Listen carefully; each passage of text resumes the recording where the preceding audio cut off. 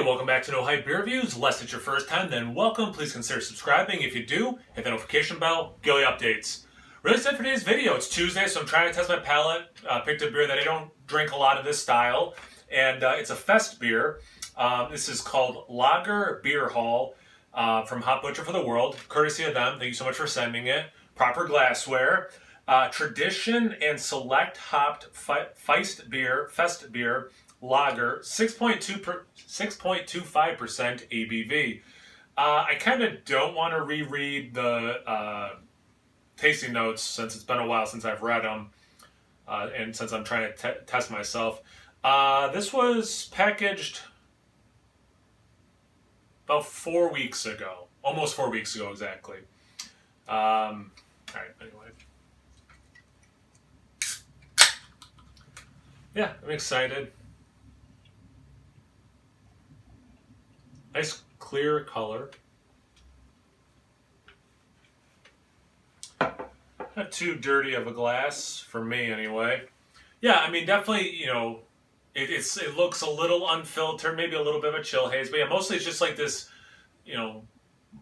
mildly unfiltered, haze to it. Let me get it so it's a little bit better for you to see. Beautiful yellow color. I'm wondering with the lights what color you're seeing more, but for me it's just a very beautiful yellow. Looks a lot like green tea. If you make green tea and put it into a glass container, it very much looks like that. Nice carbonation. These glasses have a little hop etched at the bottom, so it typically does keep some nice carbonation coming up from the bottom.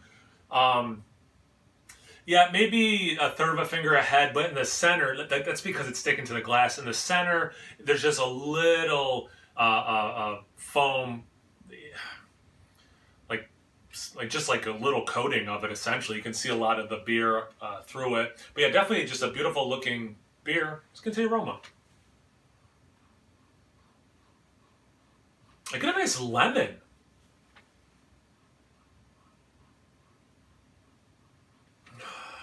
And I'm so glad that Matt from Massive Beer Reviews kind of helped me pinpoint the thing that I get in some of these lagers. It's kombucha without that vinegary taste. And if it's like a fruited one, obviously without the fruit. But it's just what's left of that I guess that fermentation process. And that's really what comes through in this. But yeah, I was not expecting to get lemon. There's a little bit of a... maybe I want to say biscuity right now, like maltiness coming through. Some grass, some lemongrass. It's a nice smelling beer. It's not what I was thinking, which makes me really excited for the taste. Cheers.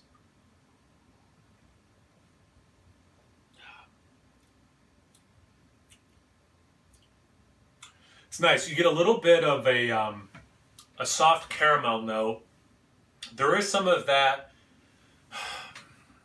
like that bitterness that I was thinking, like in the aroma was lemony. It's not an overly lemony beer, but I do get a little bit less in the taste than I got in the aroma. So I'm a little surprised by that.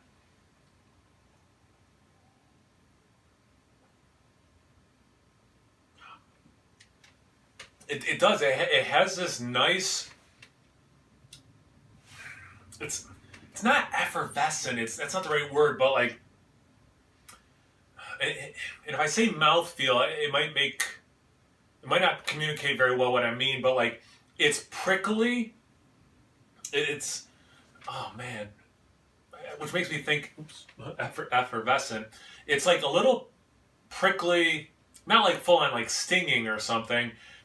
It's sharp, but not like in a negative way. It's like commanding your attention with and it's dry, it's bitter, but then it's not overly dry or overly bitter. There's a nice sweetness that's there. It's a really cool experience.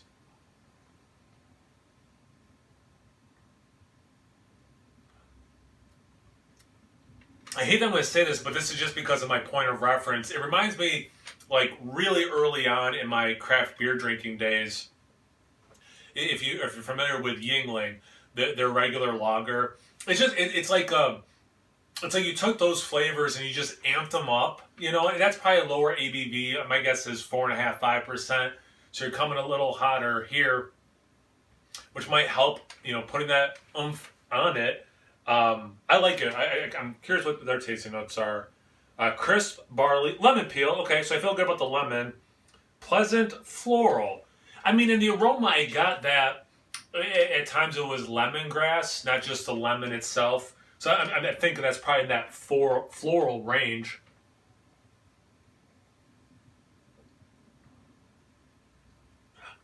I guess I talked about a little bit in the aroma with that biscuitiness.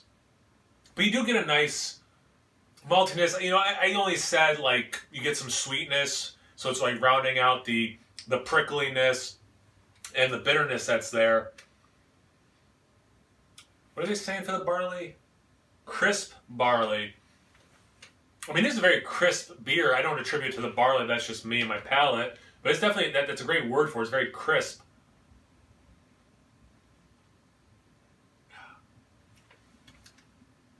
Yeah, it's not what I would say like bread-y, but there is the malt there. And I don't want to stick with the biscuity either. But it's there. Yeah, I like this beer a lot. You know, that's the nice thing about doing this and trying to drink some styles maybe I used to drink a lot, or I did a nice dry Irish stout yesterday. It's like, oh yeah, you like this style, you know, and I'm as guilty as anyone getting into certain styles of beer and just drinking a lot of those, you know. And good on Hot Butcher for being able to deliver, you know, something that, again, when I think of their beers, like what they're known for, this is not that style, right? You know, so like good on them to just make like a really nice take on this. I like this a lot. I'm curious, what the other people are reviewing this beer and what they're saying about it.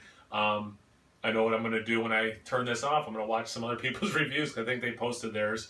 But yeah, thanks again, Hot Butcher, for saying this beer. Thank you guys for watching. I really appreciate that. Check me out on Instagram and Untappd. It's No Hype Beer Reviews at both those places. So please like, comment, subscribe, and most importantly, imbibe. Cheers, everyone.